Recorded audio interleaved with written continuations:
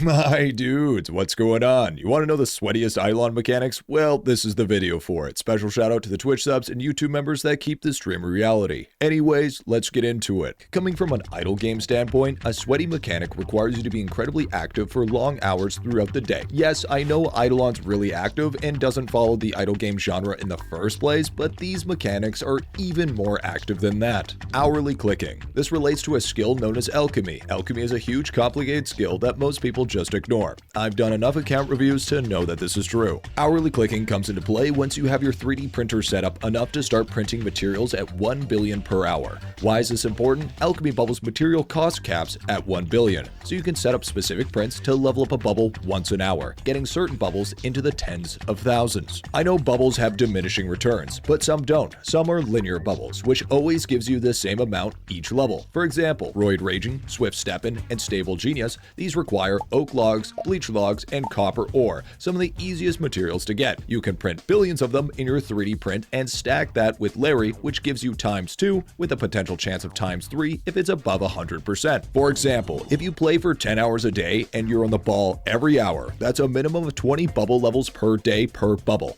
But wait, there's more. The god from Divinity, known as Elephant, has a potential chance to proc the 3D printer, so your AFK time counts for 3D print time. In retrospect, you can get hundreds of bubble levels a day if you're active. What most endgamers do is sit on the bubonic conjurer with cranium cooking to keep their liquids high, and make sure to click these bubbles. Once you start getting into the endgame, you can move on to stronger stuff like Hardy Diggy or Larry, or even Call Me Bob. Ew, hourly clicker. Stop it! Okay, ew. Our next sweaty mechanic is even more intense than hourly clicking. 20-minute traps. You might be thinking, Griffy, I just set my 40-hour and 20-hour traps and forget about it. Yeah, but that's not sweaty. That's just using the vacuum from the Rift, which is the way I like to do it because, hey, I'm a filthy casual. But if you didn't know, you can get the same amount of shiny critters from a 20-minute trap as you can from a 60-hour trap. There's literally no difference. You have a % chance to get a shiny from a trap, and the only thing that changes that is the shiny snitch prayer, which gives you more quantity but at a shiny catch reduction rate. What people do is you set up a 20-minute trap, throw in a timer, or check out IdleOn Toolbox because the dashboard has all the timers. You should really check it out. I'll leave it in the description below. It's really useful. And I'll also have a video about that later. They farm a ton of shinies, but also 20-minute traps give you the most critters per claim. The higher the trap duration, the fewer critters you get overall. You'll be checking approximately 30 times a day in a 10-hour day. This gives you a ton of critters and shiny critters, but it is incredibly sweaty. Now, unfortunately, this next sweaty mechanic is almost a must in certain scenarios. I've had to do it, and most people will have to do it at some point, unless you want to wait months. 2-minute claims. You might be asking yourself, what the hell is a 2-minute claim? There's an archer talent known as smelting every day that has a % chance per kill that contributes to your smelting progress for your bars. This includes kill per kill and multi-kill. For instance, if you go to the green mushrooms map and get about 2 million kills with a decent smelting every day talent, you're probably hitting the max cap for your forge. By max cap, I mean that if you look at your forge and see how much ore you have, it will only be able to make those bars out of one AFK claim before it refills thanks to the automation arm. That's why using 1-hour time candies makes no difference from using a 72-hour time candy. You've already hit the kill cap to get the amount of bars you need per AFK claim. This is where the double Siegebreaker meta becomes better in the late game than the double Blood Berserker meta. Since you have 2 Siegebreakers and 1 Hunter, you park all 3 of them at G-Bush. Not only are you farming money % for Fungi Finger Pocketeer for the lab, but you're also cycling 2-minute claims throughout your archers to maximize your forge progress. This can get you a disgusting amount of bars. This is the true feasible way of getting multiple God Shard tools and multiple God Shard armors and weapons. The bars are super expensive and crafting them takes a huge amount of bars. And for the people that don't know, 2 minutes is the minimum time you need in order to claim AFK gains. To put it into perspective, depending on how good your forge is, you can have about 30 to 40 God Shard bars per forge slot per 2-minute claim, and you need around 150k God Shard bars to make a weapon. Just let that sink in. This works with any bar, so when people tell you that 2 Siegebreaker is the play, that's exactly why. Going into World 7 and World 8, if it stays like this, Siegebreaker will become even more potent. Our next sweaty mechanic isn't as demanding as the others, but it's still very important. And we all feel like it's the biggest chore in IdleOn, 3D prints, specifically MP and HP snapshotting. Without going through the whole tutorial, here's the gist of it. For chopping, you do an MP snapshot, and for mining, you do an HP snapshot because of Hardy Diggy and Hocus Jopus. The MP snapshot gives you about 2% increase, while the HP snapshot can give you anywhere from 2 to 11% depending on where you are in the game. I used to do this, but I don't anymore because you need 2 sets of gear. Basically, you have efficiency and AFK gain gear, which is your 3D print gear, and a whole second set of gear for your snapshots. This includes cards, card sets, obols, star signs, equipment, keychains, and food, and even more. To make the snapshot work, let's say you're farming copper ore, and you need to load into that zone with your HP snapshot gear. Then you do a quick ref in alchemy and open that section up. After that, you can close alchemy, which snapshots that gear. I don't know why or how it works, but it does. Then you equip all your efficiency gear and you do the 3D print sample. If you change maps or go to the gem shop, you have to do this again for the next material, and again for the next material, and again.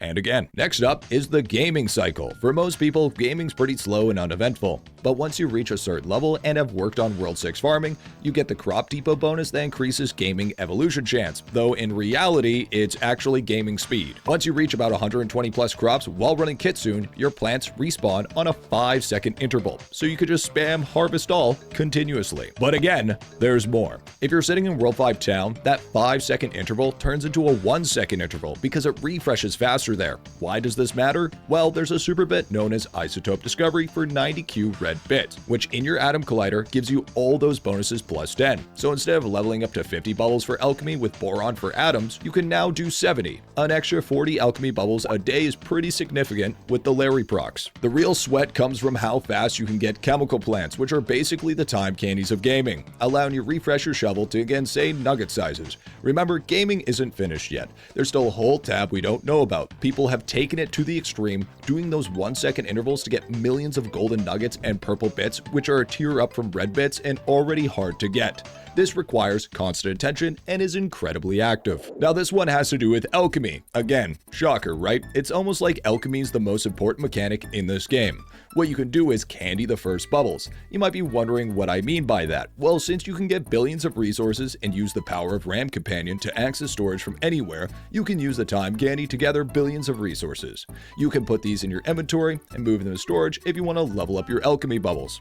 Endgamers have been running full carry capacity and using Rucksack that increases carry capacity but sacrifices AFK gains. This allows them to load up their inventory. If they run out of water, they could swap over to the Bubonic Conjurer, do their cranium cooking, and then come back and spam more levels. You can get absurd number of levels with this method because, let's be honest, if you're at that point of the game, you're not using candy on anything else. Except, you know, dumping all your candy on Fractal Island.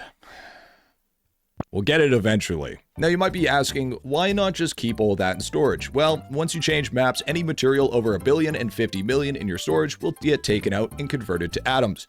Keeping it in your inventory negates that completely. That's why rucksack and carry capacity are so important. And for our last one, which is actually a brand new mechanic that's recently gotten crazy, is the farming mechanic. In World 6, there's a mechanic known as farming, and with the new update introducing land ranks, the night market has gotten disgustingly strong. It's gotten to a point where Glassy, the final seed of farming, are on 4-second cycles. Eventually, we're gonna see some endgamers hitting 1-second Glassy cycles. That'll be the day. Basically, you have to get each crop to 100k to get all these bonuses from the night market. These bonuses include farming speed, XP, crop evolution, and even the 100k bonus that increases all other night market bonuses by a percentage. At this point, you can sit at farming and farm millions upon millions of beans to juice up your night market and also the day market. What also is crazy is that one of the night market bonuses to increase the number of crops isn't even working yet. Just imagine when the mechanic officially comes out, we're gonna see crops worth 2E35, and it'll get to a point where you have to babysit it even more, which will be absolutely nuts. Now you're probably at this part of the video thinking, wow, my brain hurts, but have no fear, mine does too.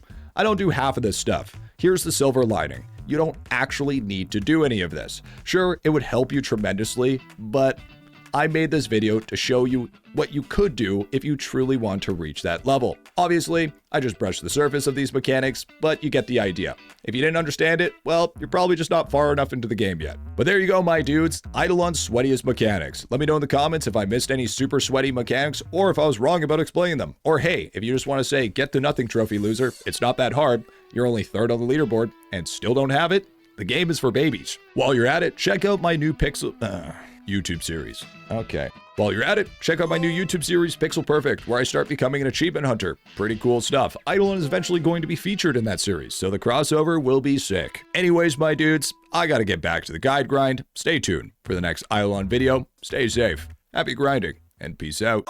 What's going on? Long bizzle. Long bizzle. Long bizzle. Long bizzle.